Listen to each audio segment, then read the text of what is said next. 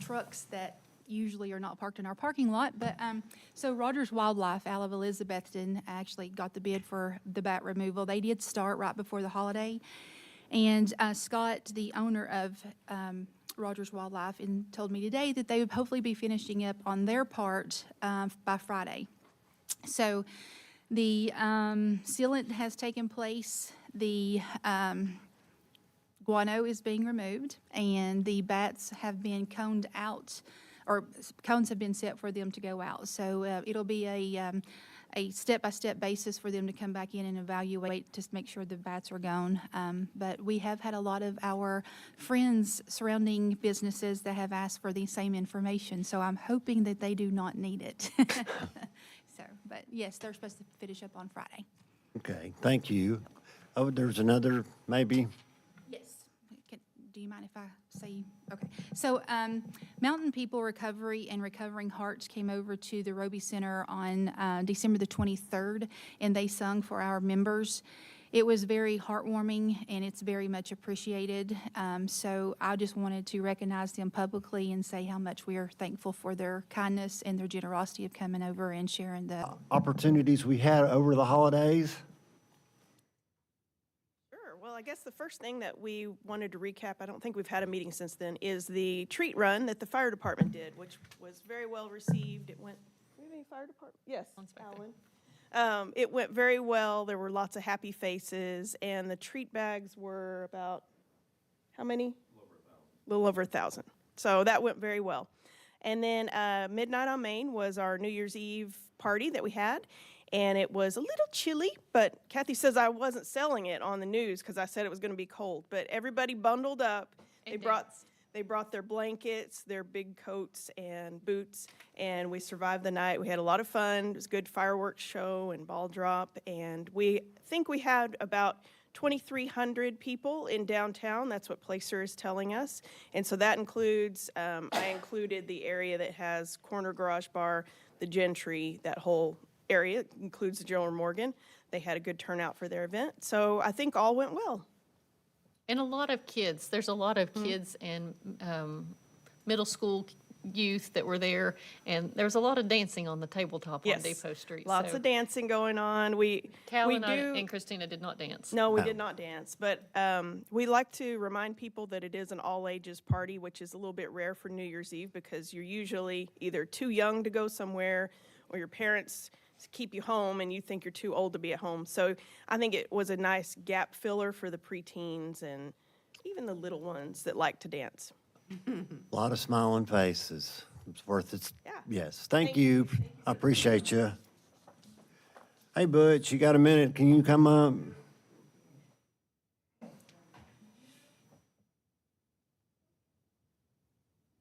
Those young ladies have to put it on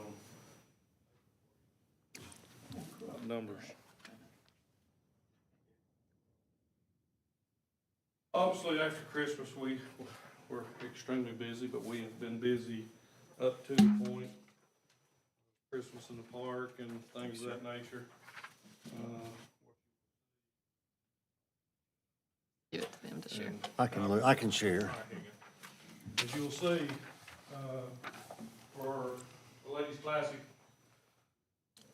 we had 308 rooms occupied. That does not include parents. That was strictly teams. Verified that through the hotels today.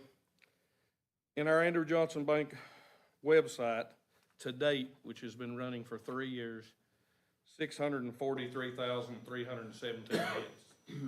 Over 60,000 of those have came since December the 1st. December the 9th to January the 5th, had 644,213 Facebook hits. 50,631 different people viewed our Facebook page. Our YouTube live sharing through the school system, December the 26th to the 31st, was just shy of 24,000. At Christmas in the park, we had over 13,000 cars go through the park between December the 6th and the 30th. So we're looking, we feel comfortable over 40,000 people came to our Christmas in the park. So some of those numbers really kind of jumped out at me. The 50,000 different views, that's 3 times the size of our population of our town. So I guess that's putting Greenville, that many people is seeing an event that we're hosting in Greenville. I feel like is a huge success. Obviously, the hotels was a huge success, restaurants and things of that nature. So I said this in the department head meeting the other day, but I want to thank police, fire, public works, Laura's office. They were all greatly involved in the classic. Had a lot of stuff going on, and it's just not, hey, we're out there playing basketball. I know Bobby was there as well, from covering it to doing radio. So a lot of volunteers and a lot of folks that really make that event what it is. And so already working on 2026, but I felt like that these were good numbers, the analytical numbers that Brandon pulled off of all this stuff for us today. And then, like I said, we followed up with the hotel. A lot of people in town, a lot of stuff going on. Thank you, sir. Appreciate all you do. Again, the park is very cool, and so I hope everybody took advantage of traveling through there.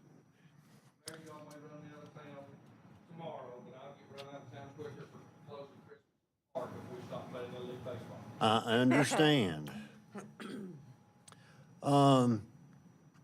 There's some construction going on Depot Street, or actually reconstruction. There was some damage done in front of some of the new buildings down on Depot on the sidewalks, and the construction company that did those issues are now fixing the plant, or the concrete down there. So we will evaluate it again after they go through it. They had met with us, Kathy and Scott Keith and I, about what their plans were. So I think that all of the cracks that were broken down there will be replaced in the next 2 weeks or so. So I apologize, I didn't get the word out to our city council members, and we should have gotten that out. They really got to it quicker than we thought they were going to. But anyway, I think it will look back the way that it should be. They've also been working with Summers Taylor to make sure that the colors are the correct color and those kinds of things to get it redone. And then finally, I talked to Pete Auger from the MTS yesterday to ask about the search, and they got the ads out the week after our meeting where we approved that. And then MTS got it in just yesterday, he thinks, or maybe Friday of last week. But so far, there's been, yesterday, 7 resumes that have come in. So I think that that will continue to go on. During Christmas and New Year's, a lot of times people aren't looking for opportunities. They were looking for Christmas. So we'll keep that updated. That will stay up until the end of January, and then we will start the interview process. So moving forward. And that's all I've got. Kathy, do you have anything? Anybody else? Okay. If Andy wants to come up and give a quick update, we've had a Pocket Park meeting today with Oh, yeah, Jan. thank you. And so if we want to give a quick update on that, I think they've got about 2 weeks to completion.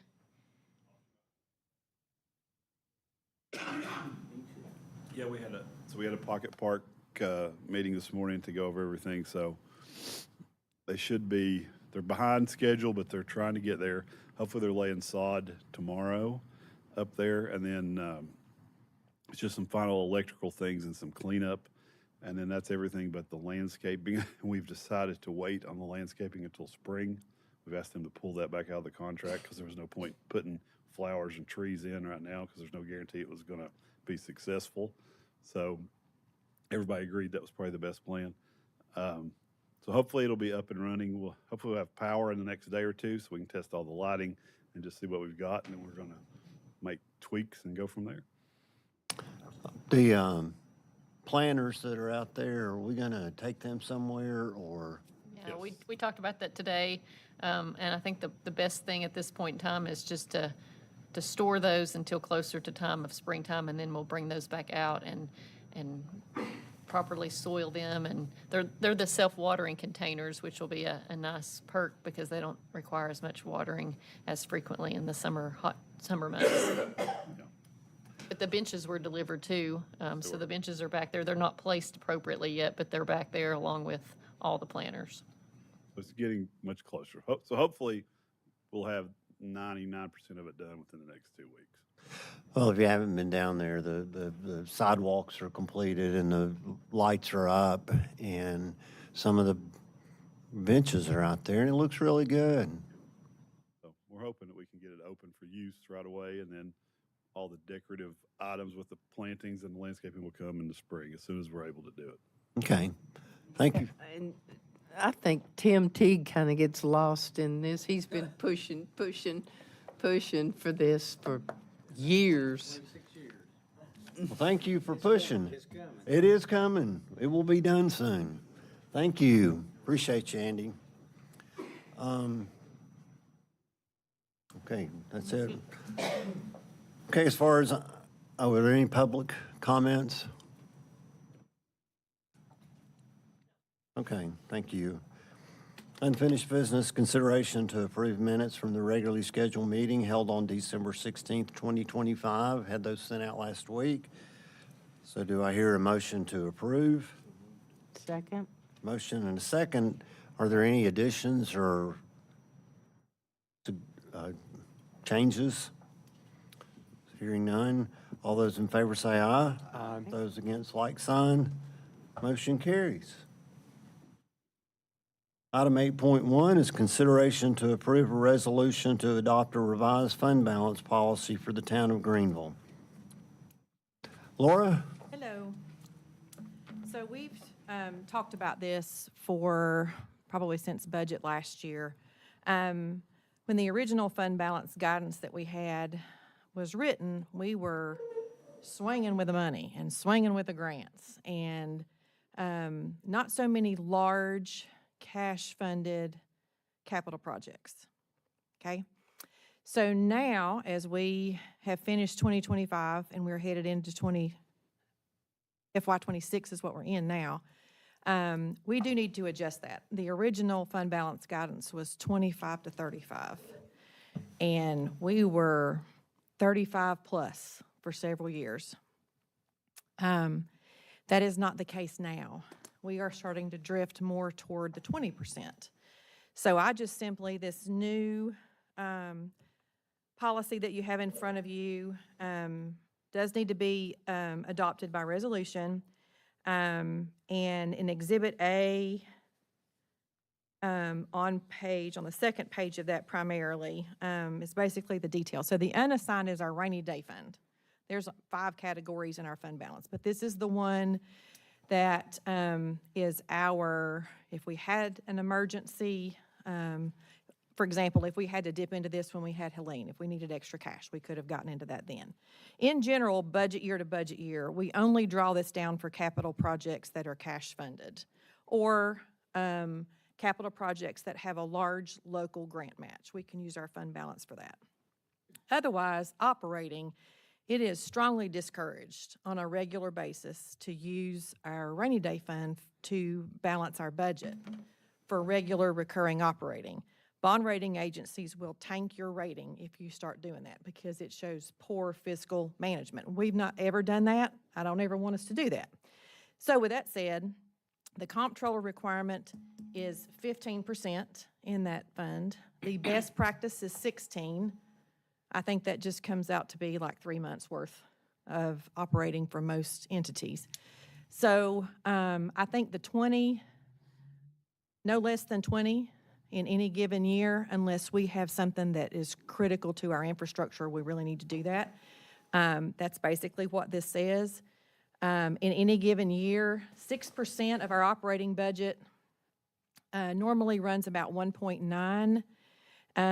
We probably need to go a little more conservative on fund balance drawdown to 1.75 for capital as a max. That'll kind of keep us running. At the end of FY25, this rainy day fund had $8 million, just a little over $8 million in it. So we are at a position now where we need to start growing this and really watching this fund balance and make sure that we keep our reserves intact. Let's see, Where are we now? 8 million, just a little I over mean, 8. percentage-wise. Percentage-wise, for the FY '26 budget, it was 24.2% drawdown, or at the end of the day, 24.2% of our operating expenses. I will have a budget amendment for you at the next meeting that actually drops that down further to 22.3. So we're drifting a little bit. So I wanted to do this now as we approach budget. I think we need to really start looking at this a little harder whenever we go into budget. And this is going to take some capital prioritization and funding and those kind of things. And I've always said since I came here, this place does a fantastic job with grants, especially grants with no match to accomplish things. It's fantastic, or a 5% match, it's great. Post-COVID, a lot of those grants are just they're not as easily attainable. They're a lot more competitive than they were prior to COVID. And they're limited. Their funding is just limited. So, anyway, just food for thought. Questions about this at all? Concerns? The language that you used, is that comptroller's language For, for the actual resolutions? yes, yes, yes, Okay, like a model used? yes. Okay.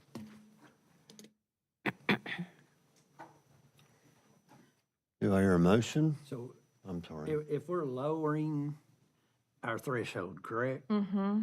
If we're trying to build it, why would you lower the threshold? We need to be, so if we have a fund balance policy that says 25 to 35, and we're consistently hitting 22, 23, we're below that, our bond rating agency will ding us for that as well. Okay. That's what I was wondering. So this because kind of gets us more in We've what. just done that in the last couple of years. We've just but- done that in the last few years, and so we really need to just lower it to a more reasonable. We can always go back and bump that up, and as a matter of fact, that's why we have the 10% range. So in good years, this exhibit, the policy actually says that we want to go toward 30% in that. So when we have years where we don't draw down fund balance, or we have a good revenue year, we have more grants, things like that, we're able to add to our fund balance on a regular basis for a few years. We are pushing more toward that 30, that's great.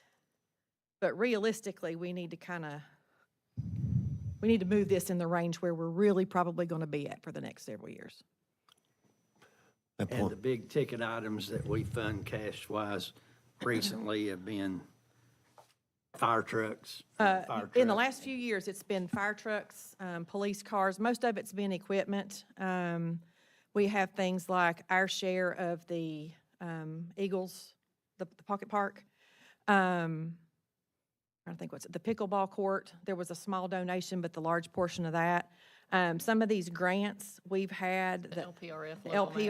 LPRF, yeah, the local match. Some of those, the local match on some of our grants are reaching, they're 50-50, so you may have to spend 100 to get 100. So, I think as we move forward, we also need to look for opportunities where we can reduce the pressure of leaning on the fund balance to fill in the gaps. Because while we're in that safe range, according to the comptroller's recommendation, I get a little unsettled with the fact that, as you said, we're slipping more and more towards that range. I feel like, do we have a plan? What are we doing to make sure that we're actually meeting our expenses, then we're not having to draw on our fund balance? Because even though we're in that range, if we're drawing on it, that alarms me a little bit. yes. Fire Station 2 is a good example, though. Fire Station 2 is a great example. That was planned for borrowing, which would have drawn down our operating revenue. We even talked about if we weren't going to borrow that money, we were going to take maybe borrow half of it on a small capital outlay and pay $1 million out of fund balance. Well, that $4.4 million was paid 100% by ARPA funds with no match. So those things like that, we are not going to have any more to be able to take advantage of that anymore. Right. So, But to your point, that's the reason I wanted to bring it before you now, because we're gearing up for budget and capital and all those sort of capital planning and all that. So I wanted to make sure we had this in front of you today, and then we have this to work with as we approach budget. Just to be clear, you think we're going to be about 22.3%? I think about 22.3% with the budget amendment, yes. I'm going to make that motion that we take it to 20, as long as we don't depend on, we've got 2.3% that we can borrow from approaching our budget time. I don't want, to say, well, we've got this in the budget. Right, exactly. You understand what I'm saying? I do. I'll make that motion that we take it to 20%. And And then- the yeah. rainy, Go ahead. I'm sorry. you and the go ahead. rainy day stays at 15.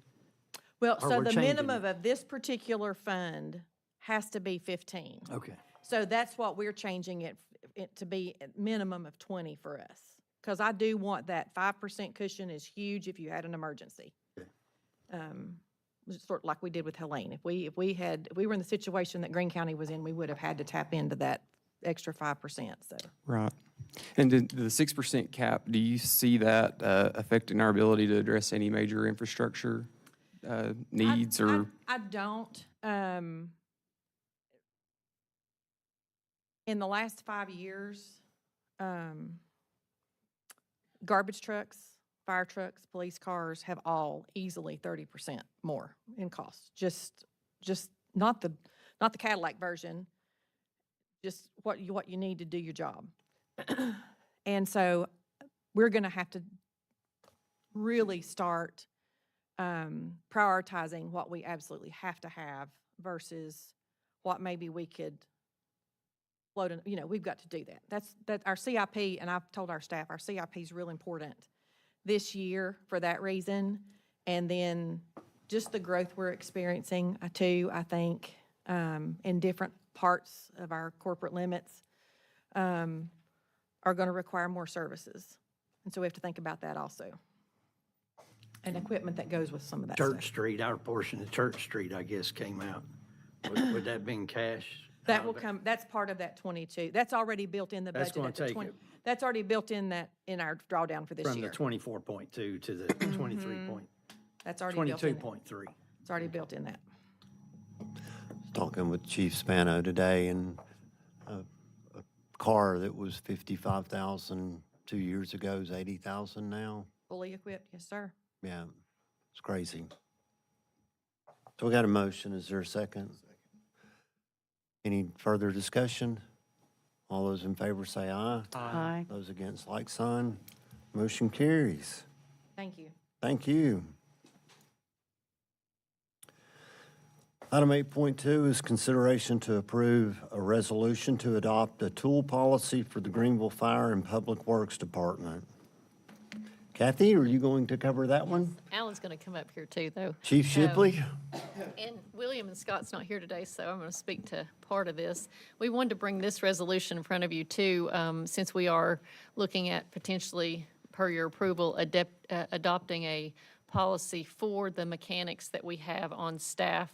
We have 3 mechanics that work for the Public Works Department and one that works he's under the supervision of the fire department, but he travels, so he works at the landfill and he's helped Parks and Rec, and I believe his plan is to help do some work for the police department in the future.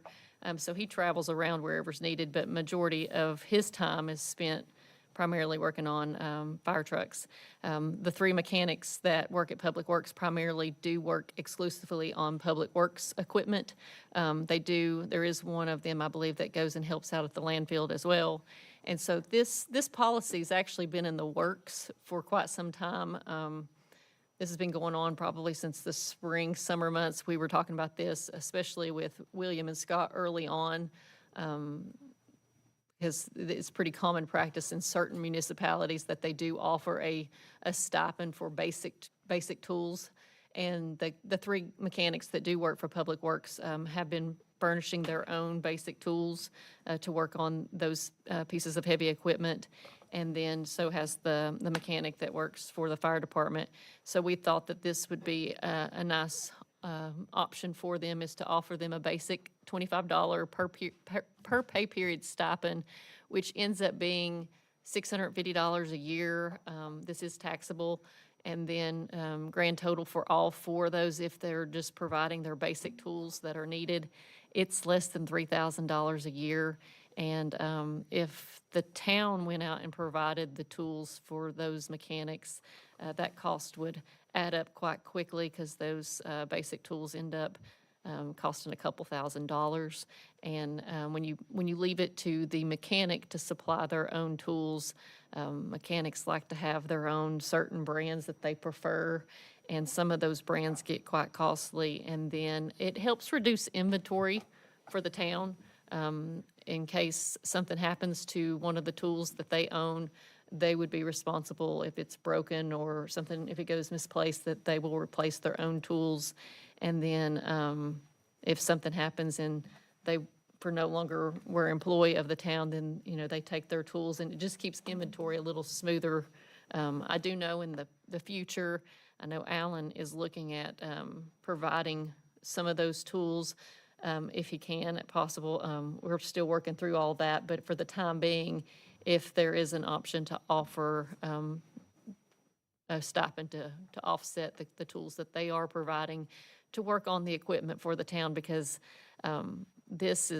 it's huge to have those mechanics on hand at Public Works and at the fire department and helping out with the other departments, because that's reducing the downtime where we can get those trucks back out operational for the safety of our citizens and for the services that they provide. And I brought Alan up here specifically because if they have to go and have someone come and look at one of the fire trucks, and then there's a quite big cost for them to come and inspect it, look at it, and then on top of that, where there's a mileage fee and then paying for the parts. And so he's told me a couple times just getting the guy to come look at it from Middle Tennessee is a $600 trip charge. So I think that these mechanics are a great benefit to our town, and they help get the trucks back out there safely.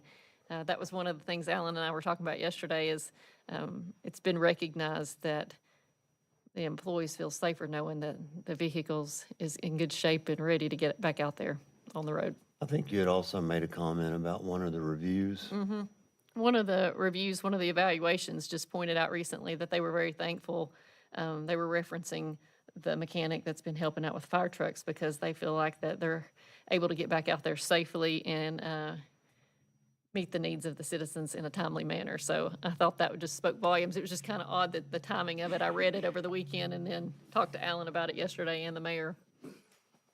Yeah, it's been such a great benefit for us because, of course, the downtime, when one of our primary trucks are down, we're having to move into one of the older trucks. So they're dependent now on a truck that's 25 plus years old, and they're in that house fire. So they're dependent on that truck to operate for their livelihood, and it's just been real good. But another thing is just the savings, and we had worked if we pull somebody from out of town, those trip charges does kill us because they're charging both ways, and some of them is, like I said, $600 or over just to get them here. And we pull back. I had Eric pull back 6 months, and so far we've saved a little over $25,000 just on what we've done so far. So it's a great benefit. Plus, man, I mean, he'll come in on his days off for night or whatever is needed and get us back on the road. So we couldn't survive without him.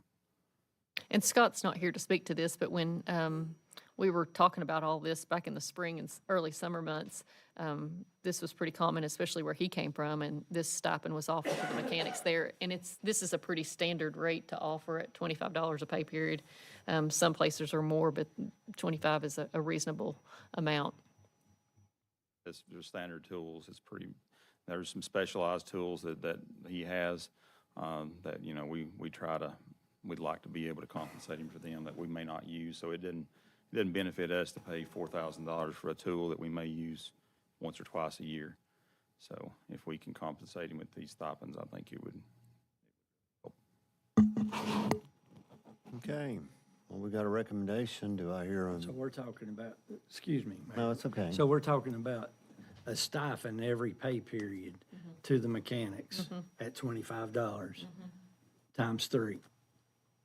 There's four. of Four them. mechanics, I'm Three, sorry. there's three at Public Works and one that's under the supervision of fire, but he also works on other, It's So about, $2,600 a year. yeah, it's less than $3,000. I think it's ends up being $25 pay period. There's 26 pay periods typically in a given year, so $650 per Times mechanic times four, less than 3,000. 2,600. Yeah. And the specialized. And then if there is a special, the department head can be at their discretion if they're bringing in a specialized tool that, like Alan said, doesn't make sense for them to go out and buy because they might use it once or twice, then they have the discretion to add an additional stipend for $25. And that can be adjusted as needed if that's not something that's going to happen on a consistent basis. Are all four mechanics, are their salaries coming out of Public Works' budget? So they were originally, but then the one that primarily works on fire trucks, he's spending majority of his time working on fire trucks, so he was recently moved, and now he's under the supervision of Below the fire, 90% which is why that policy, that resolution says Public Works and Fire Department, simply for that reason, because they all were under Public Works, and it made more sense, since he's spending majority of his time with fire, to leave three at Public Works and one with him. Of course, like I said, he moves around if need be, because he's been at the landfill, and I think he's done some things for Parks and Rec recently. I'll make a motion to approve it. Second. we have a motion and a second. Any further discussion? All those in favor say aye. Aye. Those against, like sign. Motion carries. Thank you, Alan. Do I hear a motion to approve?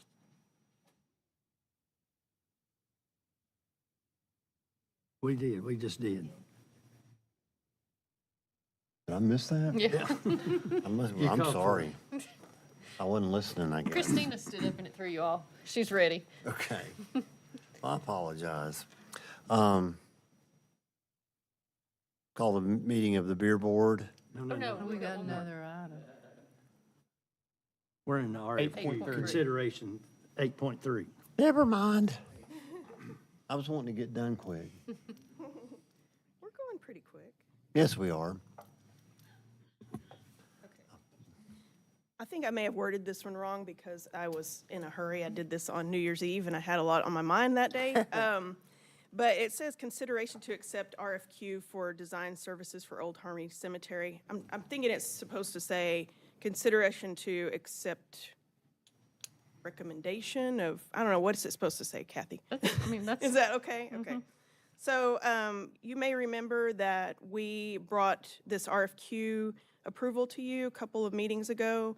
We were talking to Greene County Heritage Trust, which we have two of our leaders here from that group. Heritage Trust is very interested in some improvements to Old Harmony Cemetery, and so we had discussed that that needed to come through the city council since it's owned by the city council. The Heritage Trust is planning to put the money toward the design services, and we also are going to apply for a grant through the town and Heritage Trust. So we received two replies to, or applications, qualifications, packets for this project. Ross Fowler was one of them, and WC Fry Design is the other. Trying to scroll here. I have the score sheets in your packet. WC Fry Design, if you're not familiar with them, they are in Ohio, and they do specialize in cemetery design. And then Ross Fowler, who you may be familiar with, is in Knoxville, and they do all types of landscape architecture. And so we had both of those. The team actually chose, well, through their scoring, the scores went toward Ross Fowler. The total score was 239 for them, WC Fry 233 in points. So our recommendation is for Ross Fowler for this RFQ. Who all was on I saw Bert's name. Who else was Bert and involved? Justin and Matt Roberson. Okay, I couldn't read one of those names. Must have been Justin. All right, we have a recommendation. Do I hear a motion? So moved. Second. Motion and a second. I've got I've got a question, if you don't mind. I probably should have spoken that before this, but do we not have to take a lower price since it's There's coming not- through the town? there's Or they not a didn't price price it? on this because it's Okay. qualifications. Professional services also. Yeah, professional Okay. services, so there's no prices involved in this one. It's only their qualifications. Okay.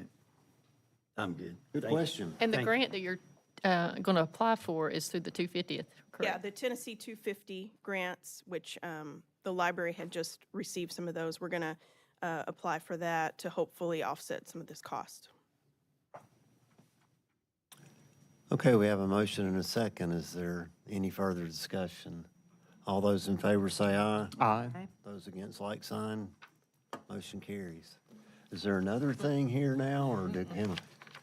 I make a motion, we adjourn. Okay, thank you. Second. Second. And the second, all those in favor say aye. Aye. Those against, like sign. Motion carries. Now, don't laugh at me, but you need to.